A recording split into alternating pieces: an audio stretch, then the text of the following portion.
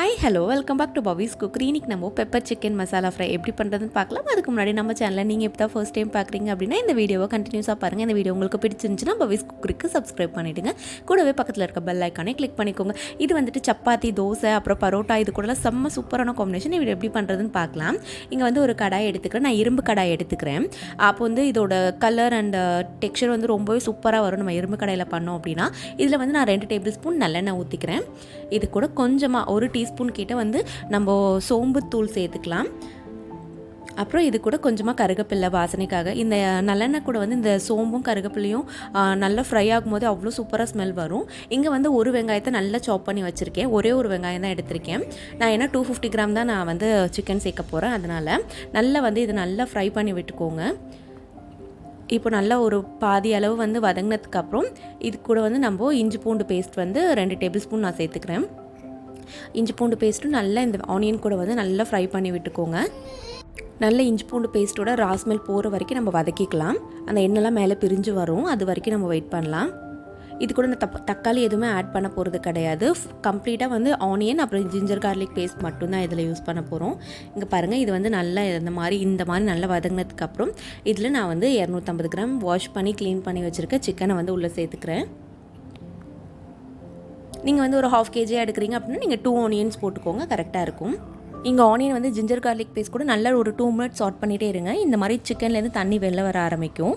இந்த ஸ்டேஜில் வந்து நம்ம மசாலா சேர்த்துக்கலாம். நான் இன்றைக்கி வந்து ஆச்சி சிக்கன் மசாலா ஒரு 50 கிராம் எடுத்திருக்கேன். இது ஒரு 3 டேபிள் ஸ்பூன் இருக்கும். நான் இந்த மசாலா மட்டும் தான் சேர்க்க போகிறேன், வேறு எதுவுமே நான் சேர்க்க போகிறது கிடையாது.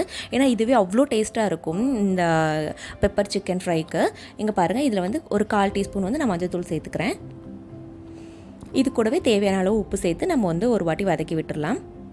இன்கேஸ் உங்கள்கிட்ட சிக்கன் மசாலா இல்லை அப்படின்னா நம்ம வீட்டில் அரைச்ச குழம்பு மிளகாத்தூள், தனி மிளகாத்தூள், அப்புறம் மல்லித்தூள், கரம் மசாலா, இது எல்லாத்துலேயும் ஒரு டேபிள் ஸ்பூன் நம்ம சேர்த்தோம் அப்படின்னா ரொம்பவே கரெக்டாக இருக்கும் இந்த இதுக்கு. சப்போஸ் உங்கள்கிட்ட இல்லைன்னா நீங்கள் இந்த மாதிரி சேர்த்துக்கோங்க.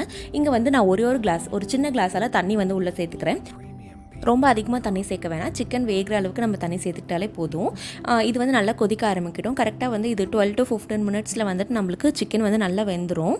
நம்ம இந்த மாதிரி இரும்பு கடாயில் பண்ணும்போது ரொம்பவே சூப்பராக இருக்கும். இதோட டேஸ்ட் அண்ட் ஃப்ளேவர் எல்லாமே ரொம்ப நல்லாயிருக்கும். இதோட கலர் கூட ரொம்ப அழகாக வரும். நம்ம வந்து ஹோட்டல் இல்லை வந்து ஸ்ட்ரீட் ஃபுட்டில் சப்போஸ் சாப்பிட்றீங்க அப்படின்னா அங்கே எல்லாமே இந்த மாதிரி இரும்பு கடாயை தான் யூஸ் பண்ணுவாங்க. இந்த மாதிரி இரும்பு கடாயில் சமைக்கிறதுனால நம்மளுக்கு ரொம்ப ஹெல்த்தியும் கூட. இப்போ பாருங்கள், சூப்பராக வந்துட்டு நம்மளுக்கு நல்லா ட்ரை ஆகிடுச்சு தண்ணி எல்லாமே. இங்கே சிக்கனும் நல்லா வெந்துடுச்சு, தண்ணியும் நல்லா ட்ரை ஆகிடுச்சு. இந்த ஸ்டேஜில் வந்து நம்ம கொஞ்சமாக வந்து லெமன் மட்டும் இது உள்ளே சேர்த்துக்கலாம். நான் ஒரு 1/2 லெமன் எடுக்கிறேன். 250 கிராமுக்கு வந்து 1/2 லெமன் கரெக்டாக இருக்கும். இதை மட்டும் மேலே அப்படியே லைட்டாக பிழிஞ்சு விட்டுருங்க.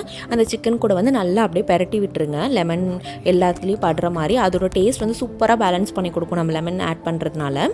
இப்போது இது கூட வந்து கொஞ்சமாக கார்னிஷிங்காக கொஞ்சமாக கொத்தமல்லி மட்டும் நான் உள்ளே சேர்த்துக்கிறேன். நீங்கள் கருகப்பில்லை இருந்தால் அதையும் மேலே வந்து அப்படியே லைட்டாக சேர்த்துக்கோங்க. அதோட ஸ்மெல் வந்து சூப்பராக இருக்கும். ஸ்டவ் ஆஃப் பண்ணுறதுக்கு முன்னாடி 2 டீஸ்பூன் வந்துட்டு பெப்பர் பவுடர் வந்து உள்ளே சேர்த்துக்கலாம். இது வந்து லாஸ்ட்டாக நம்ம பெப்பர் பவுடர் சேர்க்கறதுனால ரொம்பவே சூப்பராக இருக்கும். இதோட அரோமா இந்த பெப்பர் சிக்கனுக்கு ரொம்பவே செம்ம டேஸ்ட்டாக இருக்கும். அதோட ஸ்மெல் எல்லாமே நம்ம முன்னாடியே சேர்த்துட்டோம் அப்படின்னா ரொம்ப அது கசப்பு தன்மை ஒரு மாதிரி வர ஆரம்பிச்சிடும். அதனால் நீங்கள் பெப்பர் பவுடர் சேர்த்துட்டு ஒரு வாட்டி மிக்ஸ் பண்ணிவிட்டு நீங்கள் ஸ்டவ் ஆஃப் பண்ணிடலாம். அவ்வளோதான், நம்ம பெப்பர் சிக்கன் கிரேவி வந்து சர்வ் பண்ணுறதுக்கு எடுத்து வச்சிடலாம். நல்ல சுட சுட காரசாரமான சிக்கன் பெப்பர் ஃப்ரை வந்துட்டு ரெடி ஆகிடுச்சு. இது வந்து சப்பாத்தி, தோசை, அப்புறம் பரோட்டா, ஈவன் ரசம் சாதத்துக்கு கூடலாம் ஒரு சூப்பரான காம்பினேஷனில் இருக்கும். அவ்வளோதான், கண்டிப்பாக வந்து இந்த ரெசிபி வீட்டில் ட்ரை பண்ணி பாருங்கள். வீட்டில் உள்ள சிம்பிளான இன்க்ரீடியன்ஸ் வச்சு நம்ம சூப்பராக வந்து பெப்பர் சிக்கன் மசாலா வந்து ரெடி பண்ணியாச்சு. இது வந்து எக்ஸாக்டாக ஹோட்டல் ரெஸ்டாரண்ட்லாம் சாப்பிட்ற மாதிரியே இருக்கும். இந்த வீடியோ உங்களுக்கு பிடிச்சிருந்துச்சுன்னா பவிஸ் குக்கரிக்கு சப்ஸ்கிரைப் பண்ணுங்கள். கூடவே பக்கத்தில் இருக்க பெல் ஐக்கானை கிளிக் பண்ணிக்கோங்க. Stay tuned with Pavi's cookery for more recipes. Bye, take care.